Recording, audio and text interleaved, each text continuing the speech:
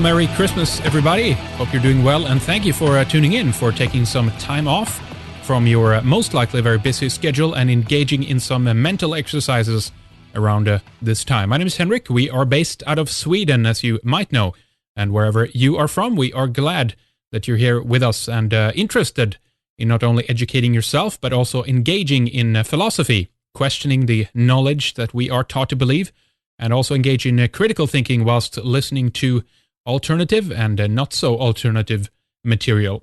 We like to analyze and see through the social engineering and the media talking points designed to train you on how to think. Frankfurt School psychology permeates the control grid, and the system that's there is there to shape your ability to reason and seeks to impose values on you that will disarm your mental capabilities and effectively domesticate you so that the farmers, the human herders, if you will, can get what they want out of you.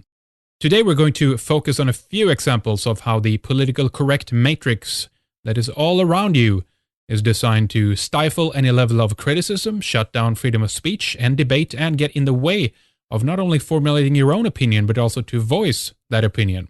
And they're trying to make sure that we all fall in line with what they call the same common core belief system. We have Patrick Henningsen with us, who's behind 21st Century Wire, for this discussion, and we'll get further into how the wedge that is political correctness is used to divide us on every single issue and make us fight on every single issue and war with all the other tribes or cults out there that are not ideologically aligned to ours. Well, Merry Christmas, Patrick, and welcome back to Red Ice Radio. Good to talk to you, or maybe it's too controversial to say Christmas now, huh? So we say Happy Holidays instead, I guess. Yeah, good to be back with you, Henrik. Yeah, you have to beware of the politically correct police these days. They're at every turn. It seems like everything's falling afoul of the politically correct new culture police we've got. So, yeah, happy holidays. I don't know how long that's going to last for, but exactly. Next year it'll be something else. Exactly. They'll take that one over as well. Well, it's a good note to begin on, I think, because I saw when I visited 21stCenturyWire.com today, I saw you had picked up on the story that I unfortunately happened to see, was it a day or so ago before this, about the Duck Dynasty guy, Phil Robertson, and I've actually watched a couple of seasons of it, and it's a kind of funny show. It has, apparently for some reason, it has one of the biggest viewership in America, which I guess I don't quite understand, but I guess it's that point of it's a novelty. The family is kind of odd in that way, and I think people are watching it like it's a museum exhibit, like it's something that's kind of times old and it's kind of going out the door. But nonetheless, he made a comment in GQ magazine of all places, and now they've just completely gone after this guy. What do you make of the story, Patrick? This is the number one story right now in the United States, and internationally, it's got a lot of traction, as evidenced by the fact that you're in Sweden and you've heard about it as well, and you know about the show. But yes, it's a reality show, and reality shows dominate the American television scene in the last few years for various reasons. But so Phil Robertson is the patriarch of this family, which many people would class as a redneck family, kind of Louisiana-esque. Bayou, hunting, anyway, Christian as well. So Phil Robertson made an interview with GQ magazine. What was interesting was this was in a men's magazine. As we know, GQ is a men's magazine, and it was kind of a hit piece they did on him. If you read the article in GQ, you'll see that they really kind of went after him in a very condescending way, and he made his personal opinions known about his Christianity, his belief in the Bible, and also his sexual preferences. And he was quite explicit, by some people's terms anyway, not by GQ terms really, but he's quite explicit, saying that he preferred one anatomical organ over another orifice. Yeah. And apparently this just set the gender activist community alight and have gone absolutely full force, pressuring A&E, Arts and Entertainment Television, which carry the show The Duck Dynasty, pressuring them to have him removed off the air. And so they've caved in, of course, and put him on a hiatus, which means he's in limbo, which means they'll actually drop the show eventually. But so it's really interesting because this appeared in a print magazine. It wasn't said on television. And if you read interviews in print, whether they're in the GQ or Vice magazine or the Rolling Stone, or the New Yorker for that matter, or the London Review of Books, you'll see that people tend to be a lot more candid in print interviews, and there's a reason for that, and that's the tradition of print. And the gay and lesbian community did not attack GQ. What's interesting is GQ magazine is published by Condé Nast. Condé Nast Publishing being one of the biggest, if not the biggest magazine publisher in the world, whose titles include Vogue, Cosmopolitan, and many other women's titles, by the way. This is probably why they weren't attacking Condé Nast Publishing for publishing this piece, which was, again, a hit piece to kind of make him look a bit crazy by the writer who wrote the article. And we have the article text linked from 21st Century Wire with a very good commentary by Sean Helton, who's a writer for 21st Century Wire.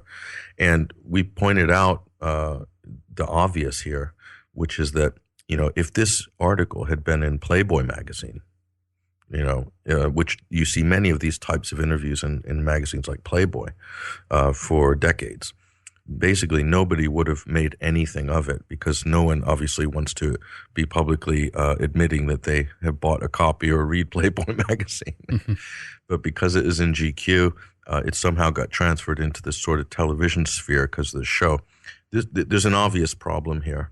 And aside from the fact that all the pundits who are attacking this Phil Robertson, this old family patriarch redneck, don't even watch the show and would never watch the show, but seem to all be experts of it. And you see them on CNN all lined up giving their opinions on something they've never watched before. They've probably heard of it.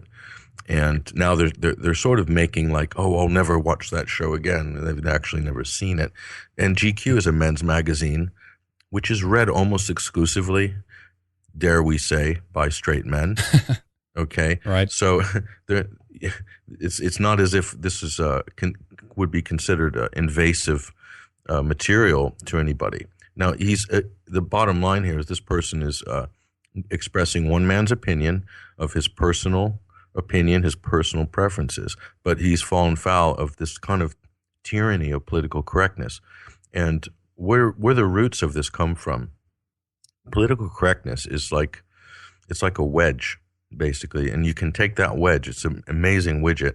You can take that widget and you can just put it in between any sort of demographic, and you can divide it. Okay. Yeah. So if you take an age group, you stick political correctness in, you can divide it by gender. You can further subdivide that by race. You can divide that by sexual lifestyle.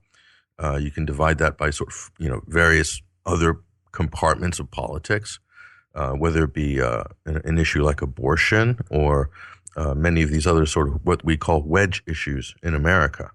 And that's exactly what we're seeing here. And this is cultural Marxism is what political correctness is. Yep. It's cultural Marxism. And you can see if you read Saul Alinsky's Rules for Radicals, which I've turned quite a few people onto in the last few months, you'll see that it even talks explicitly about some of these concepts. And there's an excellent article that we've linked to, and it says that cultural Marxism or political correctness says that all history is determined by power, by which groups defined in terms of race, sex, etc., have power over which other groups. Okay, this is essentially cultural Marxism, the fundamentals of it. And we only have to go back a few weeks, and Oprah Winfrey made a statement on the BBC, I believe, when she was promoting her latest film, I think, called The Butler, which was in cinemas and got some quite a lot of critics giving it, great reviews, some not so great reviews. But she said in an interview in the BBC, she said that basically there's a certain section of people that are just racist and they'll never change. And the only thing that can happen is that and I'll quote her, "There are still generations of people, older people, who were born and bred and marinated in it, in that prejudice and racism, and they just have to die Oh for us, God. for the world to be free of racism. These people have to die." Yeah. Now you can interpret that any way you want, but our point here is that we'll let Oprah say that, and I've got no problem with her saying that because that's her view, and that's how she expresses her view to her constituency. But and so there's a level of tolerance there. That's her as an American. She's an American. I'm an American. I'd say that's her free speech. That's her right. Right. Even though it's a total sweeping political generalization that she's made, she has a right to say that, and so, so does Phil Robertson. That's has right. Has a right to say he prefers V's over A's, and so it's the free speech thing, freedom of expression thing is a two-sided coin. It's a two-sided door. So you can't restrict it for one group and not for another, because if it doesn't exist in its totality, then it's not actually right. That's right. It's not actually right. Therefore, it ceases to exist. And so this is what the sort of politically correct Nazis don't understand, is that if they try to curtail somebody's freedom of expression, then they're actually curtailing. They're writing their own epitaph for the future. Okay, and we saw Berlin pre-Nazi party, pre-Chancellor Exchequer, Adolf Hitler, was a very gay culture in Berlin, and the subculture was there and everything, and still, even in the National Socialist framework, they targeted everybody. They targeted gypsies, gays, Catholics. I mean, the list was endless, and no one was exempt from the list, it seemed, except for pure blood, those who claim they're pure blood Aryans. So this is what the politically correct mobs don't understand, is if they don't stand up for the rights of even a redneck like Phil Robertson, they're writing their own obituary down the road. They're helping to bring on a much wider tyranny, because you don't know what the future is going to be like.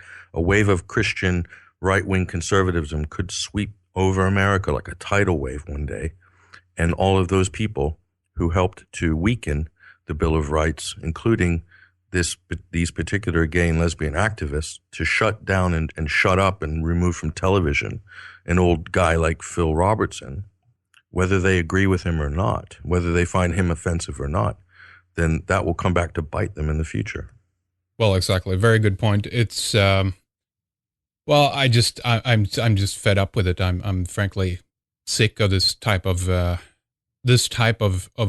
ostracizing people and the way that they go after these people as well. I mean, okay, so there's a number of points here we need to talk about. First of all is a clarification of what you just said there, that the fact that they do not go after GQ, but they go after the TV show that happened to have him on. Is that because, all right, the TV show is having too much, I don't know if is it influencing people? Is it, or do you think people are watching it to like, because they think they're making fun of them ultimately, so that's why people are drawn to the show, and therefore, but if that was the case, then they would be proud to have it still running, right? Because then it would do the job for the propaganda masters to try to show that these so-called backwards, people, just because they're out hunting and read the Bible, then that would be the worst thing you can do in the world, right?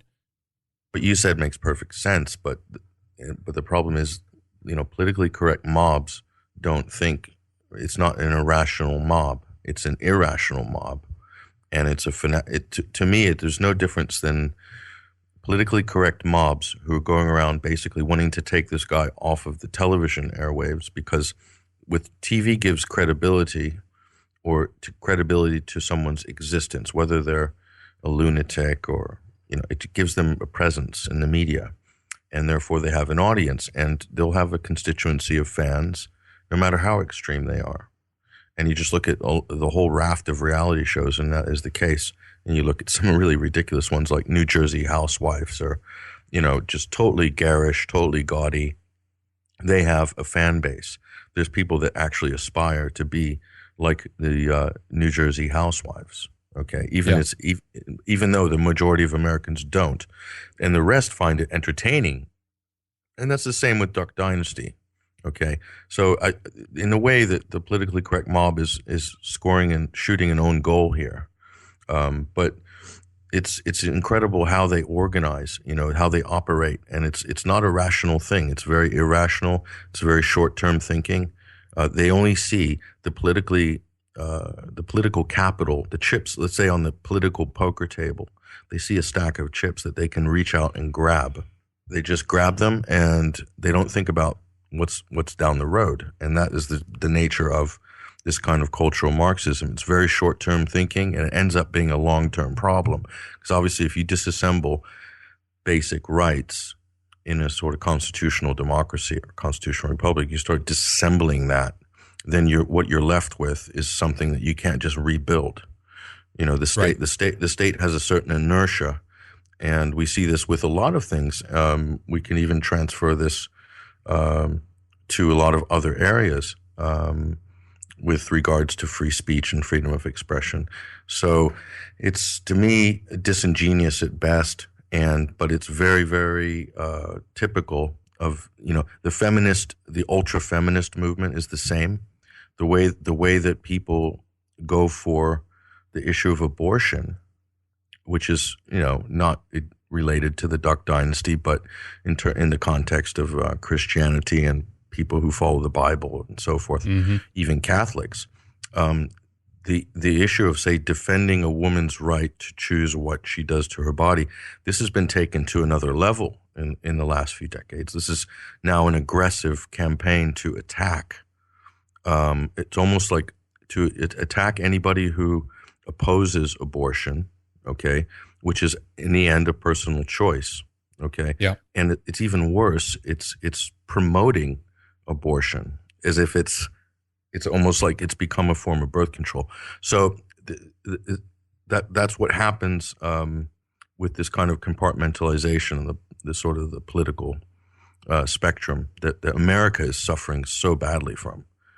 It's so subdivided. America's never been more fractured and divided as it is right now. Even though most people can agree on most fundamental things, even between the redneck and the gay and lesbian person, they probably agree on a number of things that would be classed as Christian values, basic right and wrong.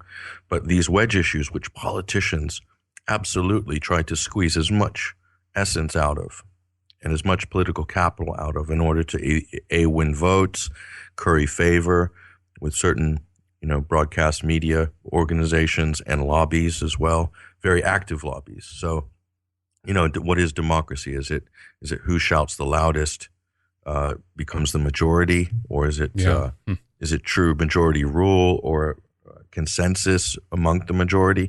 In America, it's very difficult to tell what this actually means right now. It's really become so confusing for some people that they are unable to really properly analyze it.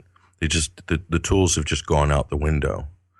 As far as analysis goes, a lot of people are lost with it, and so they just tend to basically balkanize and coagulate into wherever they feel that's the winning. Americans are obsessed with being on the winning side, being on the winning public opinion poll. They don't want to ever admit they voted for someone that lost or backed an issue that didn't come out in the polls as the majority. So they're obsessed with being on the winning side. So this is the problem right now, and it's so skewed. And you got the other problem is CNN and MSNBC and some of these networks, and Fox did the same thing on the reverse for the last decade during the Bush administration. But all these networks are heavily politicized. To a ridiculous degree. Yeah, absolutely. I mean, it's we there's a couple of things here that we can focus on, and I mean, as you said, it's a they try to simplify the issue by focusing on the most common, denominator, basically the focus on the differences, and then they take that to the extreme. And this is done in order to divide and conquer, of course. But let's just look at what he actually says to see how this can be so incredibly offensive. I mean, just as you said, it's the First Amendment in America. He's voicing his opinion. It's in print. He says the following: "It seems like, to me, a vagina as a man would be more desirable than a man's anus. That's just me. I'm just thinking there's more there. She's got more to offer. I mean, come on, dudes. You know what I'm saying. But hey, Sin, it's not logical, my man. It's just not logical." So he's not saying that he hates anyone who is a homosexual. He doesn't say that he hates gays. He doesn't advocate violence against those who have a different preference of where they want to, stick it. Something that's ultimately a private matter in people's bedrooms, right? But how this can be turned into like a witch hunt of this old man, it's just it's unbelievable to me. It's like it really just shows that the character of the cultural times that we are in right now. And I don't know what to say about it. It's just ridiculous. Well, some of the comments are interesting. I knew that we were going to absolutely hammer it when we published this article. So I told Sean, the author, to brace yourself for impact. But basically, the detractors are saying that this is hate speech, and this person should not be allowed on television. And we need to basically protect America from this idiot, because these idiots are destroying the world. Yeah. So this is coming from the activist side. Yeah. So I think that the lesbian gay community are sick to death of the hatred and ignorance and etc. And it just goes on and on. You see all these comments on this article, and they're not seeing the big picture here. They're not even, most of them didn't even read the interview, which is pretty common these days. Exactly. They don't people actually take a side. Yeah, they'll take a side, but they don't actually look at the material which they're taking a side on. So that's another big problem. But I did a speech on political correctness at the University of Edinburgh a couple of months ago. It was during a debate, and I pointed out the obvious that the political correctness is a tool. These things are not. They don't just come about organically. These things are developed through academia. They're developed in think tanks. They are part of what is called applied behavioral psychology. And you can read this in governments are spending a lot of money these days, especially the UK government and the American government. I don't know as much about what's happening in Europe, but they're spending a lot of money on applied behavioral psychology. And also they're exporting this expertise, we'll call it, overseas as well. Yeah. And what they want to do is change the way people behave. And this is basically a weaponized version of psychology. So the idea is to change your behavior without you knowing that it's been changed. And of course, the first thing you do is you need to change the language and the meaning of the language. That's the first part. That's cultural Marxism 101. And on top of that, then the behavior changes come, whereby people, they've done a brilliant job with this in America, by the way, where people believe that, for instance, we can say on your show, because most of your listeners are familiar, that most Americans think that the Federal Reserve Bank is a federal bank. It's a public bank. Yeah. It's owned by the people. Of course, it's not. It's private. It's a privately owned bank run for profit. But they've through the change of the language, calling it the Federal Reserve Bank gives it that definition in most people's minds, as they've appropriated words. They do this through lots of different things, and they say that your taxes are building roads, and your taxes are building government buildings and schools and hospitals, and that's not actually true. But through applied behavioral psychology over a century, they've managed to get people to really buy into this. So people have no problem paying the federal income tax because they believe that this is what's keeping the country together. And they don't realize that actually what they're paying is going to the Federal Reserve, and it's being put against the debt that the U.S. government has with the Federal Reserve for lending it all those dollars. But on a smaller scale, it's getting you to comply with things like Obamacare, or getting you to comply with buying a TV license to watch the BBC in the UK, a TV tax essentially to fund the BBC, which is a state-run media organ, which is pumping out basically state lines on state policies and getting people to kind of agree and have some feel like they're part of a consensus. It's a softer version of Soviet state-run television is all it is. but you get the letters through the post, you must pay, it's written a certain way. That's all applied behavioral psychology. This has been weaponized in the mainstream media and has been developed through some departments that people don't realize. I'll give you an example. One of them is the military. The military has inserted a number of politically correct terms to describe what goes on in the battlefield, what goes on behind the doors of a detainment center. So they've come up with some very beautiful words like rendition. What is rendition? It's kidnapping.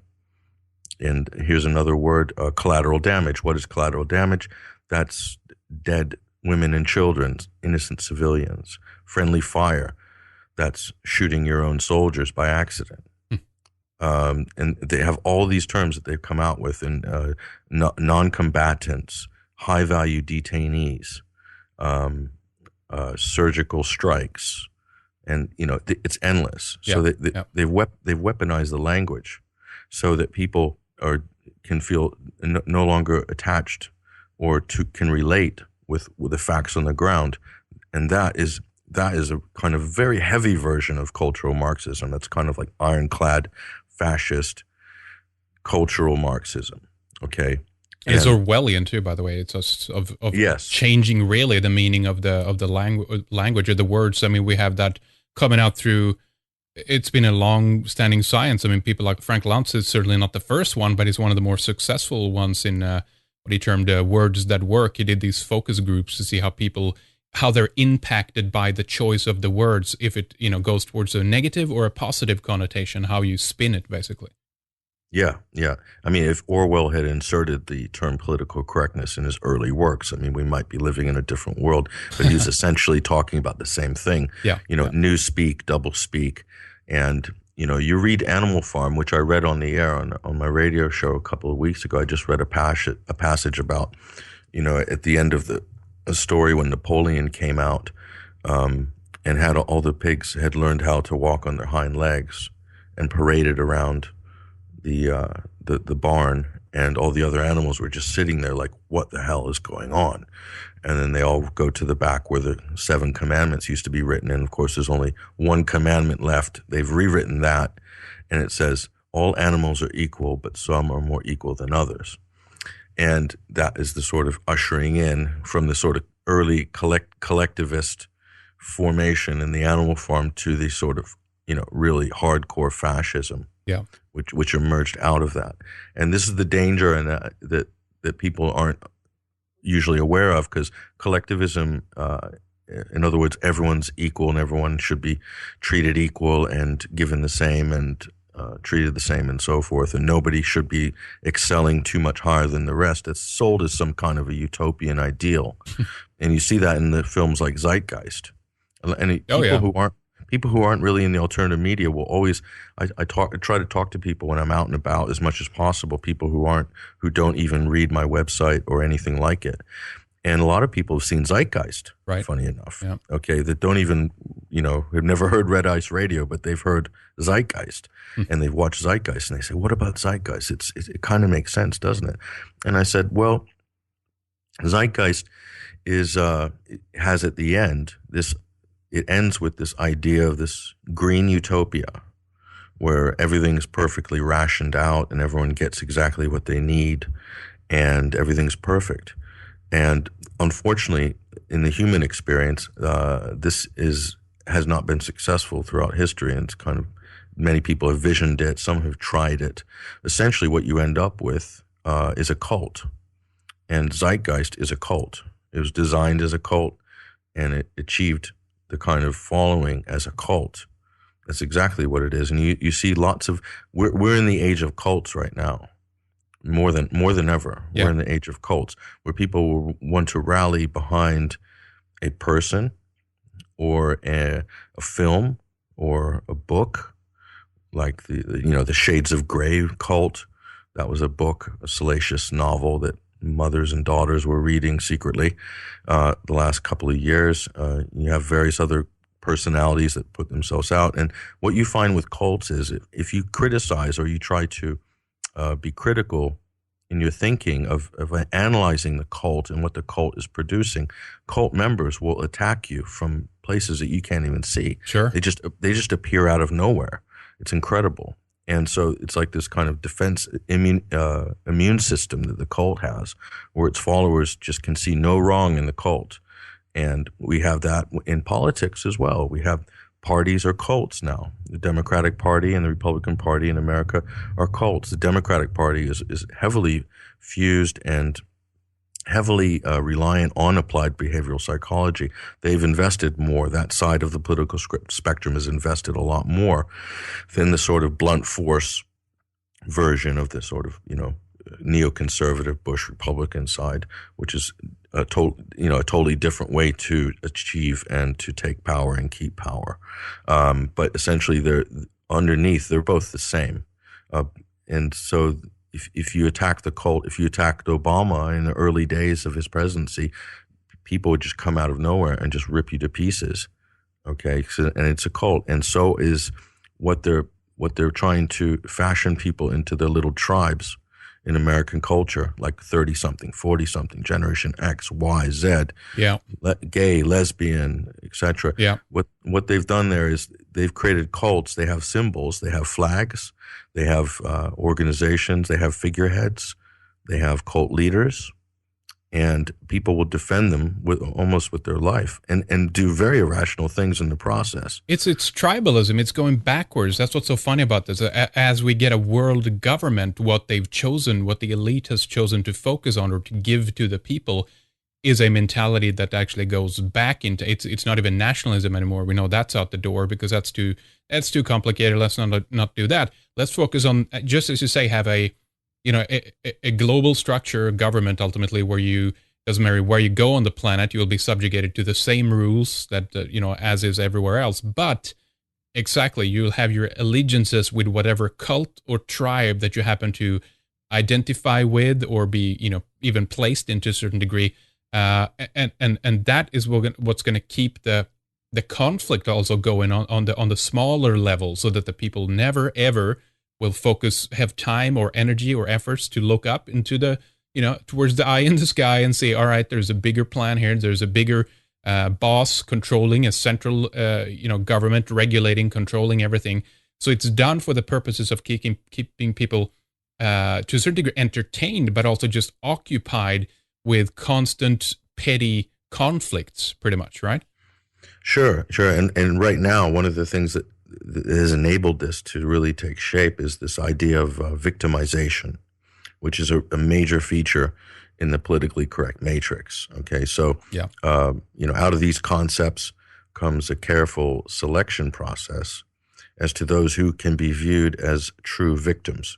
So this is a kinder and gentler ideology we're talking about, but it's fatally flawed, because the very groups who are seeking acknowledgement for suffering tend to be the least understanding of conflicting points of view. Okay, we have examples all around us of this, but with the victimization of everyone claims in this new politically correct world to be a victim of something. Okay, I'm a minority.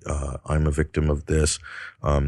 Even we had MSNBC's Melissa Harris Perry. Oh, God, Jesus Christ, don't bring her up. She's a race expert, okay? They have many of them at MSNBC, but she's the female one. And so she's come out basically swinging at the idea of Santa Claus this week, saying that until Santa Claus breaks through the color barrier, then it really can't be accepted as some kind of a cultural icon in American society, because it's not fair that Santa, you can't say that Santa was white because maybe he was black, maybe Santa was a Native American Indian. Oh, boy. And then this can very easily be extended to Jesus Christ. Yeah. So there's the argument that some people have with Jesus is he's an Arab. No, he's fair skinned. No, Jesus was from sub-Saharan Africa. He's black. So you get this argument here. But the point is, you go to Nigeria and you go into a Christian church in Nigeria, and there's the white Jesus on the wall. So clearly, right. the Africans aren't too concerned with the color of Jesus, but the cultural Marxists are very concerned with the color of Jesus, because by inserting that in as a wedge issue, they can get people then they can further subdivide and society into more smaller compartments, and that is the goal of cultural Marxism. It's to create society like a big factory floor where you have different departments, and everyone's stuck in their department and they can't come out, and they just toil away in your little corner there culturally, and everything will be fine, you know. Sorry to interrupt you. Let me just play this clip of because it's an extension to what we're talking about, and I heard it a while back. I actually missed it when it was big news, but let me just play this. And for those of you who don't know, this is MSNBC's host, one of their hosts, Melissa Harris Perry, on a promo there that they called Lean Forward, and the nightmare has arrived. Listen to this, everybody. Sure. We have never invested as much in public education as we should have because we've always had kind of a private notion of children. Your kid is yours and totally your responsibility. We haven't had a very collective notion of these are our children. So part of it is we have to break through our kind of private idea that kids belong to their parents or kids belong to their families and recognize that kids belong to whole communities. Once it's everybody's responsibility and not just the households, then we start making better investments.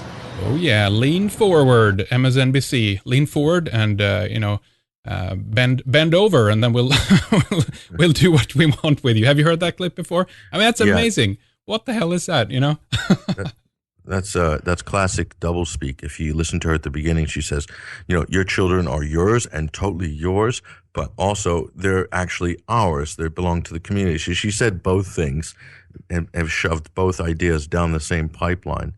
And at the end, she says, then we can make better investments, you know, which is even more confusing to sort of like muddy the waters more. So she basically, and this is what these types of people do, is they cram everything in. It doesn't matter how it stacks up or if it makes any sense. They cram it right in there and they just basically pipe it right off to you and right into your brain.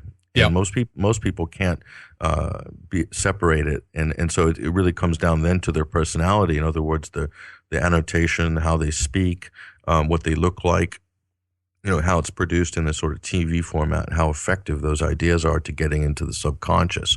And essentially, what she's saying there is that your children belong to the state. Yeah, because there is no collective, there is no community. What these kind of ultra liberals are, their idea of the future is this kind of fusion of community and state, and it's communitarianism, and where everything is policed by the community, everything is regulated in a technocracy, everything is formatted, and so forth. So and you know, you can take this to the extreme and look at a lot of examples through history and literature as well as to how this is going to be borne out. And it's not a pretty world. It always leads to mayhem and just and well, ultimately bloodshed. I mean, it's every time you create a massive centralized system, it even if it might be, which it usually isn't, but even if it might be well for a little time, for a little period, you soon enough have the same problem of human nature and those people who we haven't, you know, in that regard, recognized to focus on and realize that there are people among us who don't have other people's best interest at heart, and they will ascend into these systems, into these structures, take over as an administrative force, take over, you know, politically or through any kind of power that they can to utilize the system and use it against other people. And there we go. I mean, and it's just what you said as well. If we extend it to like the Venus projects as well, you know, well intended perhaps. But again, ultimately, we have a scenario where it will stifle human development, and you would have to preface that before people get to, you know, upset with you. But the fact is that when you have a mechanized and ultimately kind of computerized system taking over the fundamental drives of what should be attributed to human drives, instead, you're going to hold other people back for the fact that you want to create equality. But when we begin to deny other people to reach heights that others might not. I don't understand why people don't see this, that ultimately that is what's going to, it's going to do a disservice to the entire human race because, I mean, whether we like it or not, inventors, they acted on their own. They had, you know, independent, individual creativity. They got a spark of something and they created something which has benefited millions of people. Think about someone like Steve Jobs, for example. I mean, Do you think a committee could attain what what the inventions that he had under his lifetime made, and ultimately, again, the fruits of his work, if you will, is something that's just been passed down to the masses, and something that has been incredibly beneficial. I mean, okay, sure, you have Big Brother aspects to Apple too, but I'm talking about the actuality of the technology, of how it's connected people and communication and everything else. And it seems like that understanding is not there, that there are beneficial aspects to people being individuals in a system like this, Patrick. Yeah, and if you look at some of the sort of founding documents of modern democracy, as imperfect as it is, you look at the Magna Carta, you look at the text in the U.S. Declaration of Independence and the U.S. Constitution, for instance. You look at this; these are basically living. They should be, and they're written to be, living, breathing documents. In other words, they're written in such a way which all good literature and all good thought put down on paper for the ages tends to have this quality, which is that it's amazing that it can almost live and breathe with the times. And it itself can be a mirror, an accurate mirror, for whatever time frame it's being, is reflected off it. So in the case of, this Duck Dynasty, Phil Robertson controversy in America, this brings up, it might feel like salt in the wound for some people, but it brings up an important, a necessary point at this particular time in history in the debate, which is that we have to fight for our basic rights. They're not going to be administered by the internet, in an automated system of a technocratic government. They're going to be written on a piece of paper, which is going to sit there, whether it's behind a glass case or whether you've got a copy of it on your desk, which I do. This is a living, breathing document, and you have to fight for everything in there. And that's why people need to grow up, basically. Americans, those who are caught on the wrong side of this debate, in my opinion, need to grow up. Yeah, it's as simple as that, right? And again, the most important point here as well is to re-emphasize that if we do not defend other people's right to voice their own opinions, then soon enough, you might be in the comfortable zone right now, but soon enough, they will come after what it is that you like to discuss or talk about, or your opinion, whatever you happen to think is important to discuss. Soon enough, they will cut in the right end, they'll cut more in the left end, more in the right, more in the left, etc., all the way until we're boxed into a very narrow paradigm, and we have nothing. You can't basically say anything, or you'll be thrown in jail eventually. Is that the type of world people want? I don't think so, but yet they lack to understand that you have to let other people have their opinions and to be able to voice them. Otherwise, it's ultimately where we're going to end up, right? How do people not see that? Well, it's the people who, the reason the nanny state, Big Brother, Big Sister, the reason the nanny state has been allowed to progress to the point where it has is because there's just quite a lot of people that want to be taken care of by the state. They want the state to make all the decisions for them. Yep. They want the state to decide what culture is going to be, what language is going to be, what's going to be right, who's going to be the victim, who's going to not be the victim, who's the good guy, who's the bad guy. They want the state to decide that, not you. And there are still people out there who want to take that responsibility for themselves. So these are the people that have decided they want to grow up intellectually, is they don't want the nanny state to tell them what's right, what's good, what's bad for them, what's this, what's that. And so we can see the migration now is when these issues, these hot point issues come up in the media, which might not mean a whole lot in the grand scheme of things, like the Duck Dynasty, but it's a hot point issue, and you can see the migration of people into their camps, and those who are basically crying to the nanny state, saying, "Help us, look," like a little kid does on the playground. Yeah, go, teacher. I'm gonna go tell. he threw dirt in my eyes, and just sit there and cry until someone comes and says, "Oh, are you okay? Yes, we're going to punish him for you. Yeah. You feel better now." That's the nanny state. It's the same mentality, and some people are still in that mentality. And they feel more comfortable in a collective but I'm quite happy to basically take on, anybody's ideas. And I'll give you a perfect. This is a prime example here. I went to an International Stop the War Coalition anti-war conference in London 2 weeks ago, and on the headline speakers were Jeremy Scahill, the renowned author of Democracy Now! Fame and his new documentary film called The Dirty Wars, and Owen Jones, a young socialist who writes for the Independent newspaper in Britain, and Mother Agnes from Syria, Mother Agnes Mariam, who came out after the chemical weapons attacks in Damascus and started questioning some of these YouTube videos that had come up that the government was relying upon as evidence to say, look, all these innocent children have been killed by sarin gas in Damascus. Well, these two headline speakers, Owen Jones and Jeremy Scahill, threatened to boycott the conference if Mother Agnes was allowed to speak. Really? Yes. Why is that? Well, Jeremy Scahill would not give a public reason for it. He said publicly he would not be attending if she was on the podium. And Owen Jones tried to give an explanation, but ended up just not doing it on his blog, trying to get the easy way out. So Mother Agnes let them all off the hook and decided it was too controversial. She didn't want to be a party to the controversy. She backed off and let everybody off the hook. But Stop the War Coalition, this great anti-war organization, didn't defend Mother Agnes. And my point here is it because she's a Catholic or something? Catholic nun?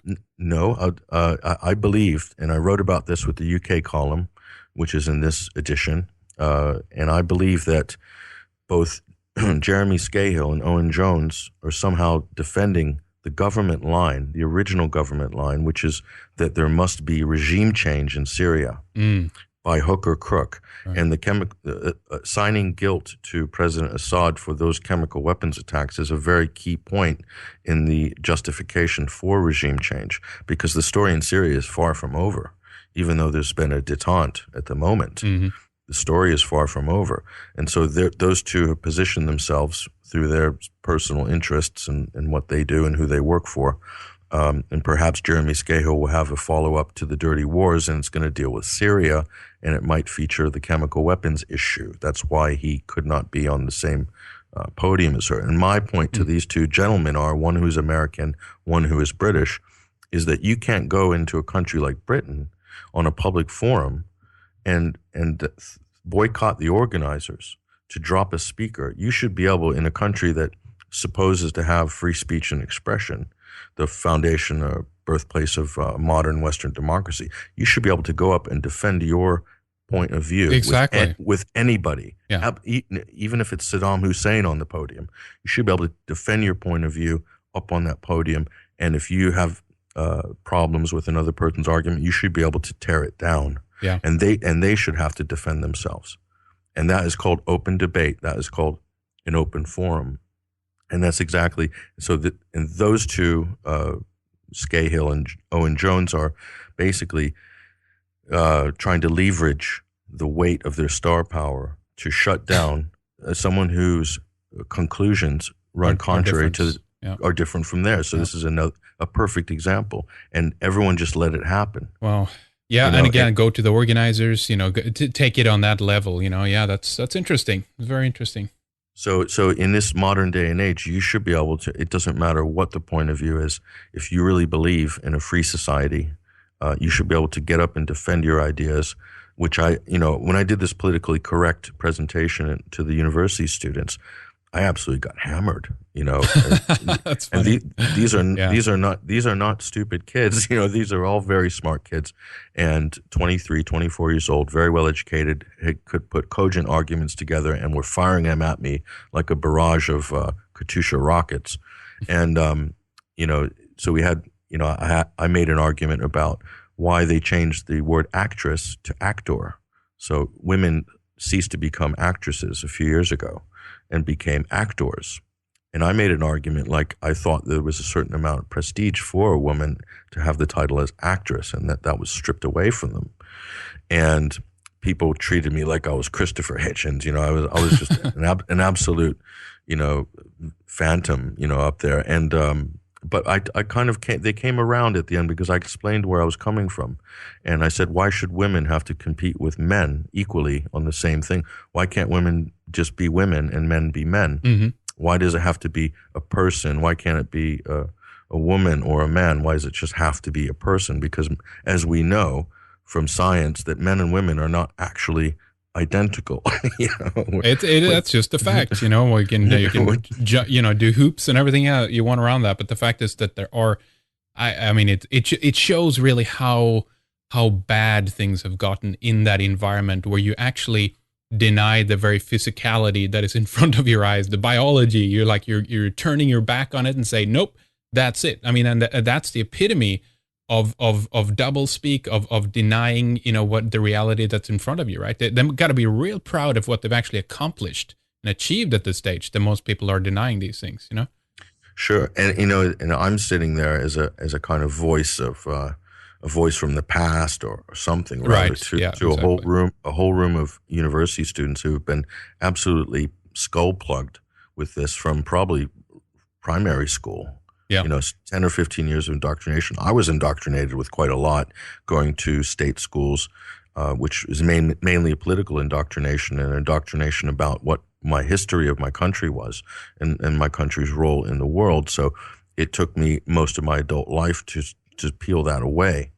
So when you're talking to people that are at the peak of their higher education, say at age 23, they've got 10 or 15 years behind them of new indoctrination that I didn't even have. Good point. Yeah. And so it is quite a thing to overcome, to find some way that you can communicate without all of this interference, all this politically correct interference, which is in the way. Yeah. Yeah. And people don't realize it's invaded all various parts of their lives and in places that not always for the better. No, of course not. No. It's and the engineering level now is so skillful, and just the onslaught of information and propaganda at every turn, and from the entertainment to the education to the literature. I mean, it's all inclusive. It's ubiquitous basically. And but again, the fact is that it's these purposes, what people, no matter how people perceive this or for the well-intendedness of it, it just gleams of contradictions within it to me, as looking in at this from the outside. I mean, because even just the basic outline, that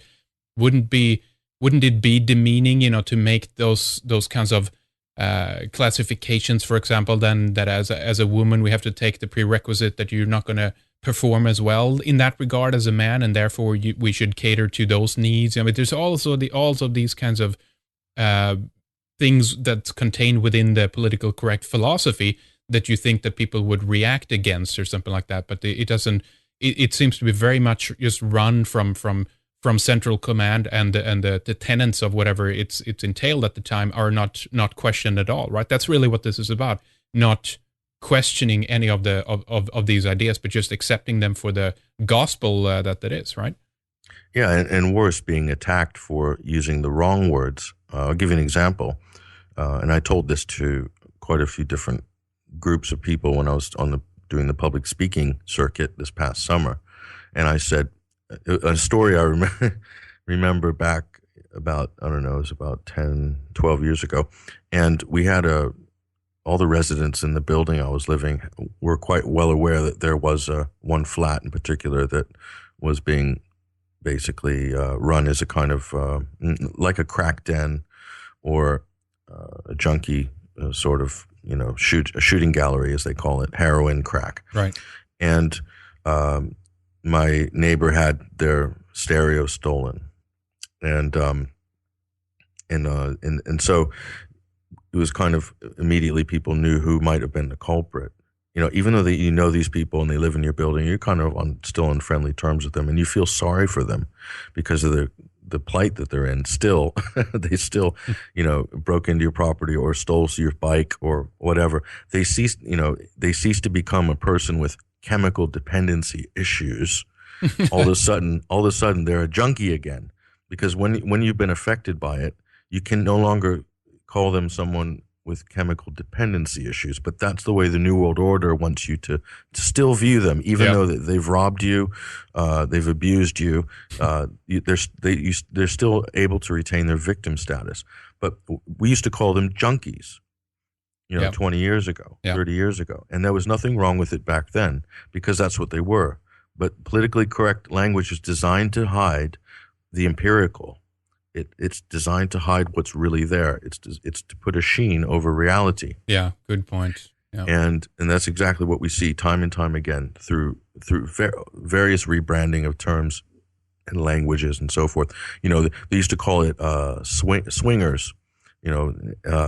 Wife swapping in the 70s became swingers in the 80s, and now it's called alternative lifestyle. Right, exactly.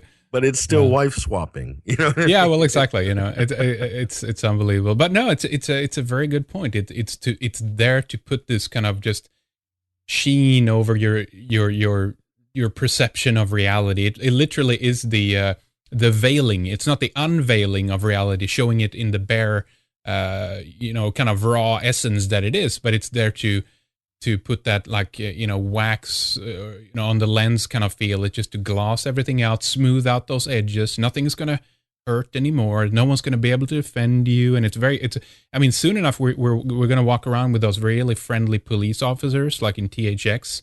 No one is going to hurt you. It's going to be all right. We're here to take care of you, and then everyone is building they're building the police force of these robots. That's what they're doing. We're not far off, really. It's, oh my God, Jesus. No, we're not far off. We're kind of right in the middle of it right now. Yeah. This is a really important time, and it's really important for people to sort of really identify what the problem is, and also to, I think it's time that people take it upon themselves to make their views known if they disapprove of this, or to a backlash wouldn't go amiss right now socially, and but to do that you need to be able to define and know exactly what it is, which is your nemesis. And so then we have to revert and defer to some of our great minds of the 20th century to help us to find the way. So we do need to revisit books like Animal Farm and 1984 and Dostoevsky and many other great writers that have put forward some great ideas in the 20th century to help us to know where we're at right now, because these things go in cycles. And we were in the golden age in the 60s, 70s, 80s, and 90s. 90s kind of waning a little bit, but that was the golden age where pretty much anything went, and you can just get away with anything, and you could put something crazy out there, and you wouldn't be locked up for it in the West anyway, right?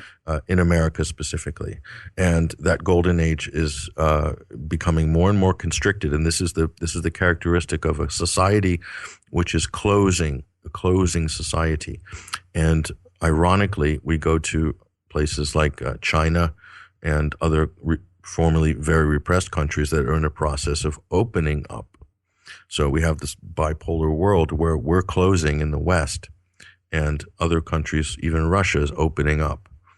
And so, we have to ask ourselves, which side of this equation would we like to be on? So George Soros is spending billions of dollars with the Open Society Institute in an attempt to open up all these various societies through these color revolutions around the world. But while our societies are contracting, our rights are becoming less and less each day within the foundations of so-called Western democracy. This is the greatest irony of the early 21st century, and that's the battleground which we see right now. And we need to be able to identify it, to know, first admit that it's happening, and then to know where the sort of flashpoints are. And I'll tell you, the big part of it is language. You really have to reject some of this language, and then take it and throw it right back at wherever it came from. Because that is the number one control mechanism. Everything is done through language and through legalese. And the language is normally developed for legal reasons. They test this out in the military theater. They need to develop new terms so that politicians won't be legally liable for the sort of crimes that they're committing that are breaking laws. So they come up with new names technocratic names in order to give them a legal out, so that laws on the books don't even refer to what their actions they're taking, which are criminal, because they've redefined their actions as with new words and new concepts, and so that the politically correct discussion, the weaponized version of it, is also very related to the legal world, the world of legalese, and that whole world and that community as well. So yeah, it's a very good point. We're going to take a break here in a minute, Patrick. But exactly, I just want to reemphasize that point again, to analyze all these situations that you see. You guys out there listening, do YouTube videos, or write blog articles, or whatever. Analyze the stuff that comes at you. The TV shows, the movies. Expose those kinds of lies within the language that you see, and just begin to talk about it. Begin to vocal. I mean, sometimes I see something on the TV, or you watch something that you've heard about, read online. It's like, all right, I got to go see that for myself. And you look at it and you're like, oh my God, I can't believe the level of manipulation just within this entertainment piece. And then you're like, okay, you go back online, you try to read a little bit more and try to see, is this being talked about out there? I mean, allegedly there are millions of people watching this show or that movie or what have you. And then there's like nothing out there. It's completely dead. And there's like, people need to get with it, and really get on top of that, of exposing that, and like, do the review on it or whatever, whatever it is that interests you within that field, really get into that and help everyone else to kind of see through that. Because I've noticed as well, unfortunately, that if you don't bring some of these things to people's attention, I mean, most people are smart, but the fact is that specifically with entertainment, you don't have that, analyzing kind of churn on all the time, if you will, kind of mentally. And so people might shut down. This is their time to take a break kind of thing. But your defenses, if you will, are wide open at those points. And it just goes straight in there, and it does program people, so it's really important. But yeah, all right, Patrick, let's take a little break here, and we'll carry on with more here in a little bit. We have much more to discuss, by the way. We haven't even gotten to the points of the 1 year anniversaries of certain events coming up here. We're going to talk more about Sandy Hook, the Boston bombers, and news on that. But we also have some stuff on Loretta Fuddy, very interesting, and also we'll want to talk about Mandela's funeral and what happened there. That was pretty interesting. But give us your website, Patrick. Tell us how people can, watch your stuff, get in contact with you, and tell us what's new on your end. Yeah, our website is 21stcenturywire.com, and we do have a YouTube channel. I haven't been really focusing on the videos too much because I'm working on a documentary film to be released in the new year that has to do with the foot and mouth crisis, which hit the livestock industry in the UK 10 years ago. Interesting.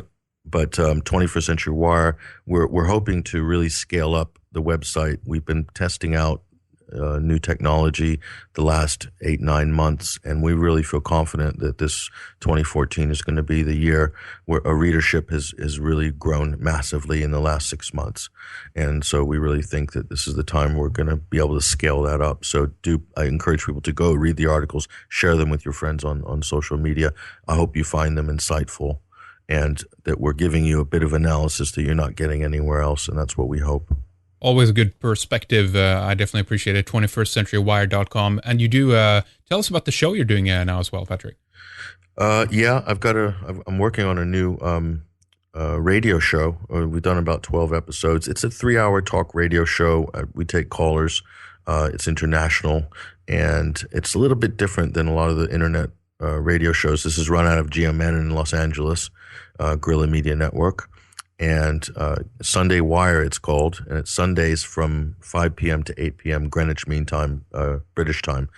And it's 3 hours, and I let my guests talk like you do, Henrik, like all the great hosts do.